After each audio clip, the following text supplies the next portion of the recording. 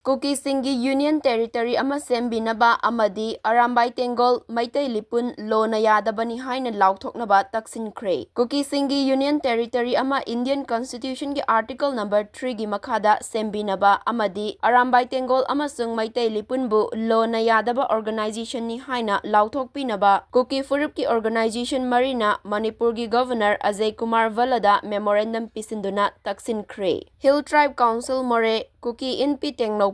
Kuki Chief Association Tengol Kuki Students Organization Tengol gi President Singna Kudyek piba memorandum aduda palliba wafam Singdi Manipur Lengak na saugatpa Maitai majority furup na Imphal da leiba Kuki Singgi yum mai thadok pikre amasung miyoi kaya hatkre Maduta natana Kuki Singgi mayok ta akan mawafam kaya fongdok pagaloinena Imphal tampak ta halakpa yaroi haina fongdokre Kuki Singgi hingna bagita ngai fadaba ama hairagadi Manipur tampaki wangmada Kuki Singgi Union Territory ama semba haiba asini Kuki Singna chingi lamda Maitai Sing amuk hanna khundabagi mayokta leigani New Delhi na Myanmar ga tainana leiriba mafam asida tangdu leitaba puraknaba political solution ama leihangadabani Arambai Tengol amadi Maitai Lipunbu India lengak na lona yadaba organization ni haina Laothoknabani Maitai Singbu chingi lamda amuk hanna khundabagi wafam kaidonungda yaba ngamloi Imphal da leiba Kuki Singgi lanthum amadi yumsing mari lainaba authority na hanagumna adumak leihanbaga loinana ngak sengadabani maduna trabadi more yauna mafam kayada chap manaba paukhum pigani more da amuk hanna ADC office leihangadabani haiba wafam sing yauri